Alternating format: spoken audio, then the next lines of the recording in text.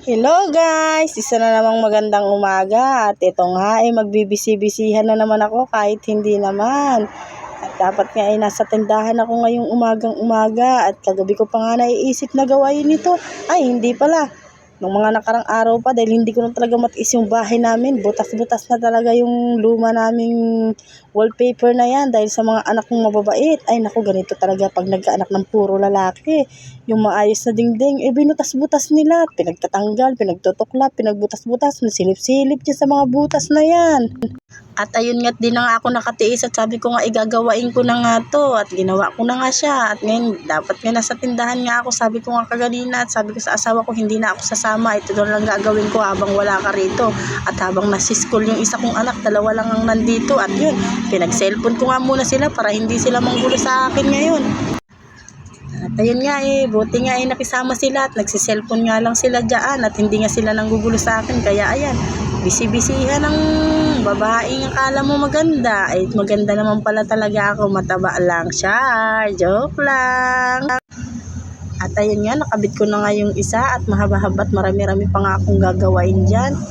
At sabi ko nga kailangan ko nga bilisan to at hindi pa nga ako nakakapag-almusal dito at medyo nagugutom na nga ako dito at ang dami ko pang gagawin at magtatanggal pa ako ng mga itsarat-itsarat, yung mga labahan-labahan kasi pagkatapos ko dyan, labahan naman ang isusunod ko dyan at alam naman yung ang kapangyarihan nating mga kababaihan at sino yung relate dyan pag gumawa ayaw na may istorbo. Ganun talaga ako guys pag gumawa. Ayaw ko nang may manggugulo sa akin. Ayaw ko nang magano. At lalong-lalong ayaw ko nandito yung asawa ko kasi si Mando-Mando yun Ganito kasi gawin mo, ganito yung gawin mo, ganito kasi hindi ganyan kasi mali. Tapos tutulong pa, tapos nakakainis, diba?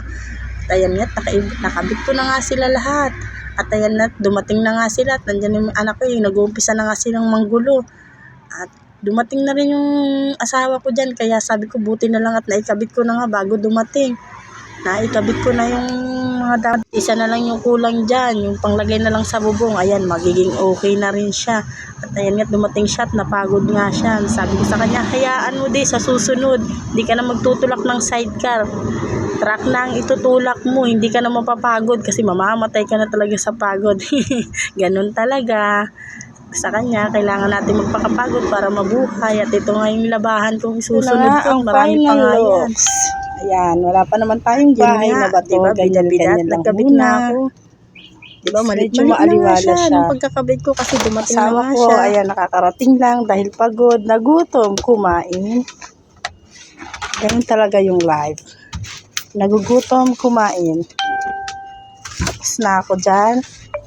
At dito naman ako sa mga labahin. Ayan, ang dami kong labahin. Grabe, ang dami. Dito naman ako sa mga labahan, guys. Yan, sobrang kong labahan. Tambak, diba? At yan naman ang aking aasikasuhin ngayon. Dito na lang at kailangan kong matapos dahil mamaya-maya pagdating ng hapon itaalis na naman ako. Pupunta na naman ako sa tindahan. At ito na nga at hapon na nga at madilim-dilim na nga at papaalis na nga ako nito. Pupunta na nga ako sa tindahan at kailangan ko rin tumingin at kailangan ko makita kung ano meron sa tindahan.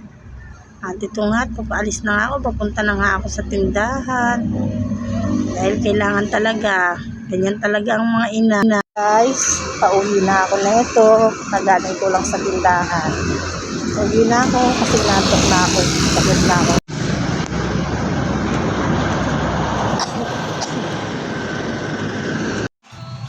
At ito na nga at galing na ako sa tindahan at nakauwi na nga ako dito at nakatulugan na nga ng mga anak ko yung tablet kaya kinuha ko na rin at mamimili pa rin kasi ako, iutos ko na lang siguro ito papunta doon. Hindi naman pwedeng basta-basta na lang ako matulog dahil may obligasyon pa kasi pag tinulugan ko to wala namang paninda sa tindahan kaya nga ito tinayos ko na nga pati yung tablet at pinatay ko na rin kasi tulog na rin ng mga anak ko.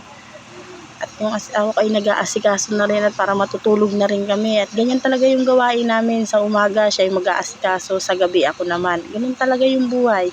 At ayan nga, kailangan talaga namin magsipag-sipag kasi hindi naman kaya nang iisa lang kasi yung gawain sa bahay, yung pagpasok ng mga anak, at yung mga kung ano-ano pa, ay nakakapagod din talaga.